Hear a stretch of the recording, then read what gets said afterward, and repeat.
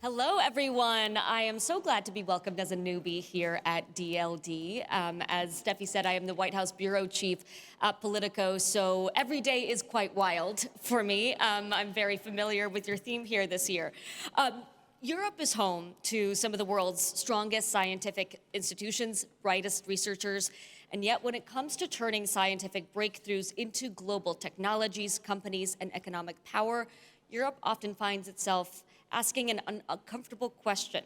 Why do others scale what we discover? Today's debate will go to the heart of that question, as well as the very role of science in this very wild moment. And I am so thrilled to have both an optimist and a doomer on this stage. Patrick Cramer will play the optimist, and Clemens Fuest will play our doomer. And I expect this debate to be spicy but civil, gentlemen. Let's go ahead and begin. My first question is to you both. Europe is often a scientific leader, but a technological follower. Is Europe failing to convert excellence into power, or simply choosing a different path? Patrick, we'll start with you. I think Europe has a great future to look at, but the issue is that we shouldn't look at the future. We should now start and take on our new role in this changing world. To me, that is the most important thing. You know, there's these strong changes in the US, then Asia, all these dynamics. And what is the role of Europe? I think our role will be that we can now attract even more talent. We are already leading in the world in attracting talent from everywhere.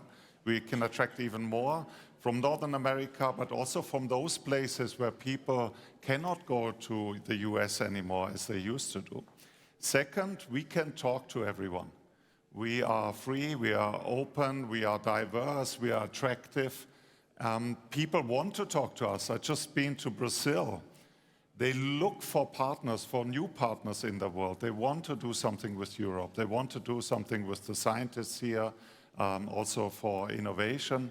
So Europe will have a new role in the world. And final thing, of course, with Asia, we have to strengthen our partnership. And with the United States, we have to make sure that our partnership continues beyond these difficult years. So that is our role. Europe will have a new role in the world, and it will be a positive one. And actually, it will lead to more success in Europe.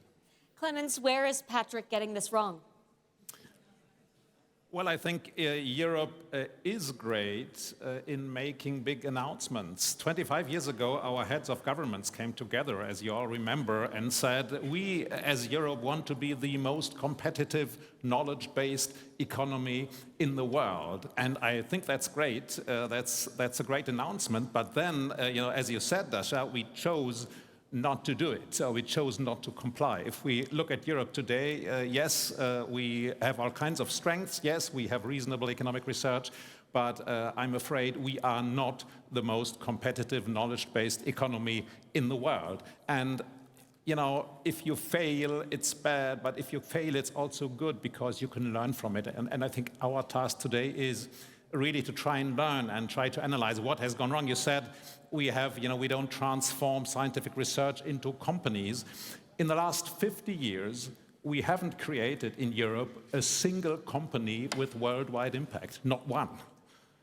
This is really grave. You could say, okay, there is a lot of room for improvement, and maybe we have a lot of companies below that threshold. And if you look around here in Munich, you think maybe it hasn't totally failed, the Lisbon process, but overall in Europe it has. So I really do think, yes, I agree with Patrick, we do have very good scientific research, and in general, in academic research, I think Europe has caught up, although China is catching up or even overtaking us now. But transforming this research into what at least economists find useful, value-added prosperity, that's what's missing. Taking Clemens' points there, Patrick, Europe leads in a lot of fundamental research, but it trails the US and China in scaling breakthroughs. Where is Europe's innovation pipeline breaking down? Well, just look at the last 5 years, BioNTech, the mRNA vaccine. We can actually see the dilemma, if you wish. We have these great ideas. We have a great company in Germany They come up with the first mRNA vaccine. Millions of lives are rescued this way. But actually, they need Pfizer to run the big clinicals or the studies with the patients. And that is the dilemma in Europe. So we have these great startups, we have great ideas, but when it comes to commercialization and to go big, then often we lack the money. Our US companies buy these startups and so forth. So we have to go all the way. And it's not just the mRNA vaccine. If you look, for example, at AlphaFold, right, the AI that was developed in London by DeepMind to predict protein structure. This is massively accelerating biomedical research. Because instead of going for years, I did it myself, for years you have to work in the lab to get this protein structure. And now you can predict a model which is just as good. But what happened then? Of course, Google bought the whole company. So this is the dilemma we're in. I'll give you another example, CRISPR-Cas. The first gene therapy, CRISPR-Cas for sickle cell anemia, was now done in the UK. Patients are being treated. Very expensive, by the way, 2 million for treatment. So it was done in the UK, but I think once we need to go big, then often these companies are bought by US companies or the commercialization happens elsewhere. But we do have the ideas, we do have the startups. By the way, the last 20 years, that's what the European Patent Office says, we doubled the number of patents in Europe. So we do have the ideas, we do have the startups, but we don't go, and I agree with Clemens, we don't go all the way and to make the next Google. This is what we're still lacking in Europe. Our optimist is doing a great job. Clemens, I want to talk about regulation because Europe often regulates first, innovates later. Does Europe's regulatory approach protect long-term societal interests, or does it systematically slow technological leadership? I'm afraid it does both, this conference is about the wilderness, and if you go into the wild, you run risk. And running risks may end badly. And I think the European approach is to think very hard about the risk. If we think about AI, yes, AI does include a lot of risk, fake news, and you name it. And Europe has a tendency to really look at these risks and try to regulate it. Europe also has the idea to create standards, which isn't stupid, because if you create the first standard and people accept it, that's a big advantage, because you can dominate a market. But unfortunately, that hasn't really worked out. So I suppose we have, in many cases, overemphasized the risk. But if you do that, obviously, if you don't take risks, you don't innovate. So we have we have underemphasized the innovation. And we have other areas of regulation, just as an example, if you look at labor market regulation, our labor market regulation, at least in Germany, is very much, or France or other European countries, is very much geared toward protecting existing employment. And that's just an example of our tendency to protect the existing employment, existing companies, things we have, and that means you don't do enough for the new. If you set up, if you innovate, you run a risk and you have to be able to hire people, but if things go bad, you have to be able to lay them off. You can't do that in Germany. That's why people don't invest. It's very simple. I want to quickly follow up on that, just 30 seconds for you for this answer. If Europe loosens regulations to compete technologically, what risk does it run with its social model? Will people accept the trade-offs here on the continent? I guess the first step is the trade-offs have to be explained, and people have to accept that it's worth taking the risks. And the other thing is we have a tendency in Europe, it's a tendency we see in other countries as well, to be to get very polarized about things. For instance, if I say, okay, let's think about labor market protection for highly qualified employees, the answer I usually get is, oh, then you undermine total labor market protection, instead of saying, okay, maybe we can do something about, let's say, IT engineers who earn 100,000 and more. But if you try to discuss these things, people immediately say, oh, you want to get rid of the entire social model, so maybe, be a bit more rational about these things. We don't have to become American. We can do the Danish model, flexicurity. You can easily dismiss people, but there is a welfare state. It's not like in the US, if you get fired, you're on your own. So we need to be a bit more flexible, but also more open to change. Patrick, 30 seconds Actually, to I need to respond. jump in here because this is a really important point. It all starts with the mindset and with our language. I'll give you an example. In the US, they talk about venture capital. What do we do in Germany? We call it Wagniskapital. That would be much better than Risikokapital. So I want everybody to go out, to those who speak German, and don't talk about Risikokapital anymore, not risk capital, but Wagniskapital. So it starts with the language. For example, we often hear in Germany, oh, it's a problem. No, it's a challenge, it's an opportunity. You have to look at your opportunities. It's something where you can, overcome a hurdle and then be successful. I think that is what we need to change. It starts with our mindset and with our language. I think it's an extremely important point to consider. There's already been a lot of talk about the US-China rivalry here, and I'm sure more will come throughout the day. There's some debate about whether Europe can remain an open scientific hub, or will it be squeezed between these two ecosystems? Clemens, to you first.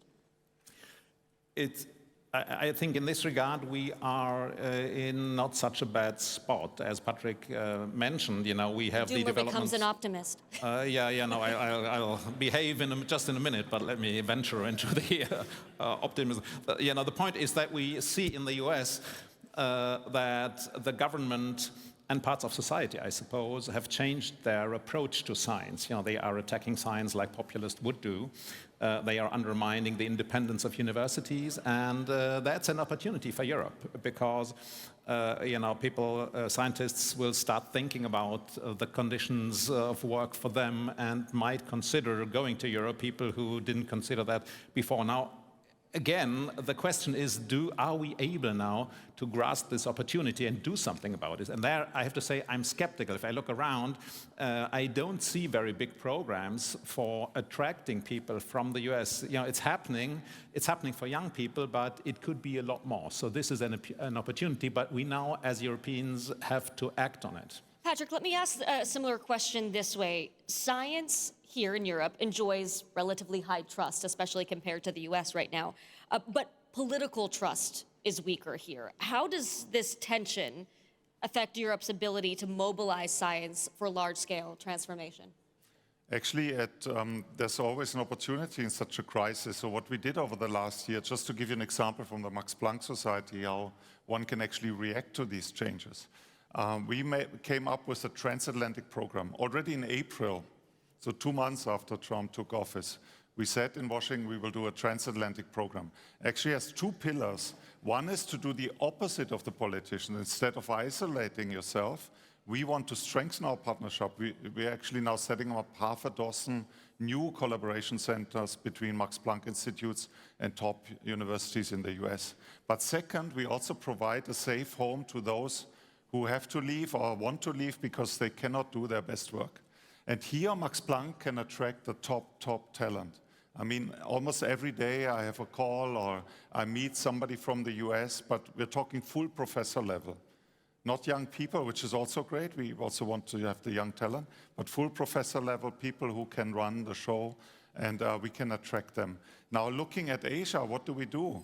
I took office 2.5 years ago. I looked at the map of our cooperation centers, and most of them are within Europe, which is fine, and Northern America, which is fine. But there was nothing in Asia, and there's all these dynamics. So now, within 2 years, we set up 9 new cooperation centers. And not just with China. This is really important, also for the dynamics in Asia. There's Singapore, they want to work with us, they want to give money. There's South Korea. In India, we have some top centers, Bangalore, Hyderabad, of course, Taiwan, and so forth. So there's opportunities, and we have to seize these opportunities. We have to talk to everyone, and we should not let others tell us what we're allowed to do and what not. We should do both. We should collaborate with Asia and strengthen these collaborations, but continue to work with the United States. Europe has set itself up as a climate leader. Is this a strategic advantage that can drive innovation, or is it a self-imposed constraint in a competitive global economy? Clemens? So first of all, we do need someone in the world who points out the fact that climate change is maybe the biggest challenge for humanity at the moment. This being said, the idea that Europe can benefit from being a climate leader in the sense of reducing its own CO2 emissions is misguided. So people have been misguided. People have been told, oh, if we do this, we will develop fantastic industries and this will be our business model of the future. This will, our Chancellor Scholz said, this will give rise to a big economic boom. This is just wrong. This is wishful thinking. It's not happening. If you look at the top startup companies today, even in Germany, very few are in the green sector. Most are somewhere in IT. So it's just not working for a number of reasons. So I think Europe should put more emphasis really on pushing global cooperation. It doesn't make sense to say, okay, we are going to bring down CO2 emissions and everybody will follow. It's just not working. Patrick, is Clemens wrong? Sorry, say it again. Is Clemens wrong? I think, there's a huge opportunity here again. And if you look at what's happening even in the US, why in Texas is there more solar parks? Why is it still increasing? Because it's cheap to get the panels, because China is flooding the world. And second, once you have them, it's cheap to get the electricity. And so, you can try to stick to what you have, but in the end, this change is happening anyway. By the way, everybody thinks about just replacing electricity and defossilize, but what about the chemical industry? What about primary energy? If you look at China, what they did over the last 20 years, they surpassed everyone by electrifying industry. So what we have to do is we have to provide much more electricity than we have now. And we should get rid of all the regulations. So for example, if everybody has an electrical car and you have your battery at home and you connect it to the grid, you have a decentralized storage. So the peak in solar energy, which we already have, where we have to sell electricity at daytime to Austria, they pump it up the hill, or to Norway, they pump it up the fjord. So we have to have storage, and we can do it decentralized. But this is also political. We need to encourage the industry and give them a clear direction where we want to go. This is DLD, and I get the sense that with this crowd, we don't just diagnose problems, but we also look for some solutions. So I'm going to ask you gentlemen to do that now. If Europe could choose one reform to better turn science into impact, what would that be? Clemens. It's an issue that needs a comprehensive approach. So the one measure is not enough, but the reform could be, okay, let's go back to this ambition to be the most competitive knowledge-based economy in the world. What we need for that is, first of all, we really need to work on the European internal market. It exists for goods, but it doesn't really exist for services. We have a lot of limitations here. We need a common capital market to be able to raise the money for companies. We need a different type of regulation. I think we are doing this quite well in Scandinavia. As I said, flexicurity, this type of labor market regulation would help us. And then we need more disruption, and I think that's very important. If we look back 25 years and ask what were the three companies investing most in research and development in Europe, it was Daimler, Volkswagen, and Siemens. And if we ask today, what are the three companies investing most in R&D? It's Daimler, Volkswagen, and Bosch. Nothing is changing here. So we need more disruption, we need more change, and that's, how do we get that? With less restrictive regulation, deeper capital markets. Existing companies need to be challenged. They need to be bought up, they need to be split up if they are not efficient. So we need to be more open for change. Patrick, same question to you, but I wonder if you could also look at some concrete changes to research institutions you could make now to speed innovation. Oh, there's a lot of things. First of all, I agree to all these points. We should not deregulate, we should remove over-regulation. But for the research organizations, I would say it's very important that we not duplicate, triplicate, and so forth our efforts, but that we consolidate. There will not be, huge amounts of additional money, but there is money in the system. But when you look at Europe, there's huge differences between the countries. We are above 3% of the BIP in research and science spending, but other countries are at 2%, some even at 1%.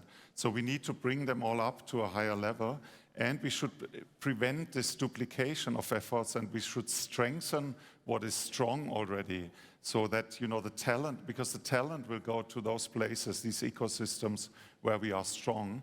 And here's a good example in Munich, but we have several such ecosystems. Look at London, for example. This is where people want to go from the whole world. Clemens, what economic lever would most effectively pull private capital into European science-based innovation? First of all, the capital markets themselves need to change. A lot of investors are not convinced about the setup of our capital markets here. We still have a very bank-based system, so we need to develop our venture capital systems, and we can do that on our own effectively. It's funny, Europe saves a lot. But the Americans finance our companies, so there's something wrong here. We need to channel our savings more towards venture capital, towards newly founded companies, and we can do that, for instance, by changing our pension savings regulation. So we forbid our pensioners, we ask them to save, but then we forbid them to invest into our own companies. This doesn't make the slightest bit of sense, but it's this perception Patrick mentioned. It said, it's very risky. Well, it's very risky to not invest in these companies. So we can do this on our own, but we really have to be willing to change regulations, in this case, our pension systems. To the point about companies, to prevent losing companies to the US and other countries, what realistically could you do to keep European success growing here in Europe? This is the most complicated thing. Money is one thing, that is for sure. But the other thing is that we very quickly allow these companies to expand, to explore the markets, and I think the internal European market would help them also to stay here and to make more money here within Europe. This is also important. I'm sure out here in this audience, there are a lot of young scientists deciding where to build their future. To close us out, if you could make an argument to these young scientists here about why they should keep their talents in the European continent and what changes Europe could make to really make their future bright here, what would you say? Patrick? Most important, we have the academic freedom. We can choose our projects ourselves. We have the open society, and we have to fight to stay an open society, because diversity will excel our science. And finally, not to be afraid, we can basically do anything we want here, and we can attract anybody we want, and that is what makes us special. So everybody's welcome. We will get the best people from around the globe, and we will go very far. Clemens, talk to the youngsters here. I think we do have a lot of catching up to do in Europe, but at the same time, we have some places like Munich where we have fantastic institutions, not just Max Planck. We have the universities and an ecosystem that works very well for young people, and a lot is changing. So it's not, a lot of these institutions aren't as established as the big and very strong US institutions. We increasingly, I think that's being understood, have companies who are willing to work together with academics. We have some institutions leading in this regard here. The TUM, for instance, in Munich is a place that does this very well. And I would invite young scientists to really go out there and not just work with academics, but talk to companies, talk to politicians, and get to ask the right question, because there are fascinating questions out there. And we need to take these questions seriously and apply the full force of our technological knowledge. Last points, AI is democratizing economic and scientific and social research because it creates lots of new opportunities. How do you really do research? So I think we have a lot of opportunities here, and we can do it in Europe, in particular in a world where in other places like the US, and let's not forget China, freedom is much more restricted. a wild moment like this is filled with chaos. It's also filled with opportunities. Thank you both for making us think today. Thank you all for being here.